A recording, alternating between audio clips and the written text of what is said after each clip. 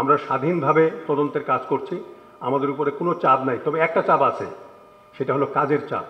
একজনের সাক্ষ্য প্রায় ৩-৪ ঘন্টা ধরে আমরা কিন্তু গ্রহণ করেছি, এই জন্য দিনে 2 জনের বেশি আমরা সাক্ষ্য গ্রহণ করতে পারিনি। মাদ্রাসার ছাত্রদেরকে ব্যাপকভাবে বিডিআরে নেওয়া হয়েছে 35%-এর মতো, এরকমও কথা বলা হয়েছে, কিন্তু পরে সেগুলো দেখা গেছে 12%-এর বেশি নয়। আমরা এই কমিশন সাবজুডিস বিষয় যেগুলো, সেই বিষয়গুলো আমাদের আওতার বাইরে আছে। আমরা যে বিষয়টা আপনি বললেন এটা আমাদের নজরে এসছে, আমরা জানি, এবং সাবজুডিস বিষয় আমাদের আওতার বাইরে রাখা হয়েছে। যারা অপরাধ করেছেন, পানিশমেন্ট হয়েছে কোর্টের মাধ্যমে, আমরা সেখানে কোনো বক্তব্য আমরা রাখছি না। তবে আমরা জেলখানায় যেসব সৈনিক এখন আছেন শাস্তিপ্রাপ্ত, তাদের কাছ থেকে আমরা তথ্য সংগ্রহের চেষ্টা করেছি এটা এস্টাবলিশ করার জন্য যে এখানে কোনো ষড়যন্ত্র ছিল কি ছিল না। এই বিষয়গুলো নিয়ে আমরা বিচার বিশ্লেষণ করছি। ধন্যবাদ। আরেকটা কথা আপনাকে বলি, আমরা স্বাধীনভাবে তদন্তের কাজ করছি, আমাদের উপরে কোনো চাপ নাই। তবে একটা চাপ আছে, সেটা হলো কাজের চাপ। এটা 16 বৎসর পরে, 16 বছর চলছে এটা, 2009 আর 2025, অনেক তথ্য উপাত্ত হারিয়ে গেছে, নষ্ট হয়ে গেছে, মানুষ মরে গেছে, বিদেশে চলে গেছে, এবং স্মৃতিশক্তি মানুষের লোপ পেয়ে গেছে, অনেকেই বলতে পারেন না। তো কাজেই এই বিষয়টাকে নিয়ে সঠিক তদন্তে যদি আমরা উপনীত হতে চাই, তাহলে এটা খুবই জটিল বিষয় এবং তার জন্য সময়ের প্রয়োজন আমাদের লাগবে, এবং যথেষ্ট চাপের মধ্যে আমরা আছি এইটা নিয়ে। বাইরের কোনো চাপ আমাদের উপরে নাই। ধন্যবাদ। আমরা আপনাদেরকে এই পর্যায়ে রাজনৈতিক নেতৃবৃন্দ জড়িত এইরকম তথ্য আমরা পেয়েছি, এর বাইরে আমরা এই মুহূর্তে বলতে চাচ্ছি না। আপনারা অপেক্ষা করেন, এরপরে তদন্ত যখন ফাইনালি আমরা প্রকাশ করব তখন আপনারা জানতে পারবেন। Hire Google TV, endless color, smart living.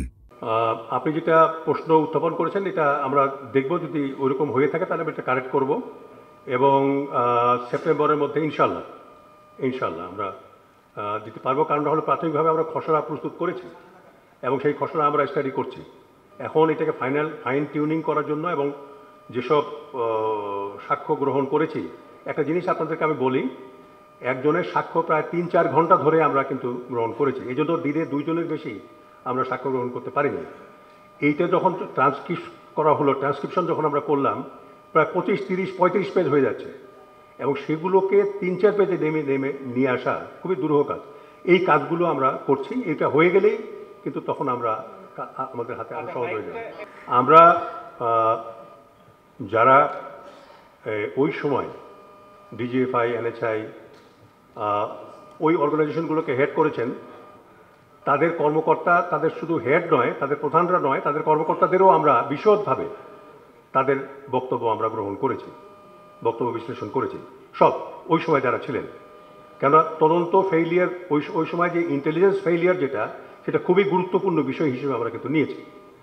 আর আরেকটা বিষয় যেটা আপনি বললেন যে ভিন্ন খাতে প্রবাহিত করা, আমাদের আগে 2টা তদন্ত কমিটি, একটা তদন্ত আদালত হয়েছিল জেনারেল জাহাঙ্গীর, বর্তমানে যিনি স্বরাষ্ট্র উপদেষ্টা, মাননীয় স্বরাষ্ট্র উপদেষ্টা, তার নেতৃত্বে। আরেকটা হয়েছিল আনিসুজ্জামান সাহেব, এডিশনাল সেক্রেটারি, তার নেতৃত্বে একটা তদন্ত কমিটি, জাতীয় তদন্ত কমিটি হয়েছিল।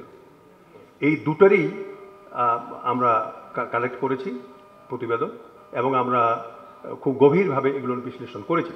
সেখানে আমরা দেখতে পেয়েছি যে তদন্তকে ভিন্ন খাতে প্রবাহিত করবার জন্য জঙ্গিবাদকে আনার চেষ্টা করা হয়েছে, 1। 2 নম্বর হলো যে মাদ্রাসার ছাত্রদেরকে ব্যাপকভাবে বিডিআরে নেওয়া হয়েছে 35%-এর মতো, এরকমও কথা বলা হয়েছে, কিন্তু পরে সেগুলো দেখা গেছে 12%-এর বেশি নয়।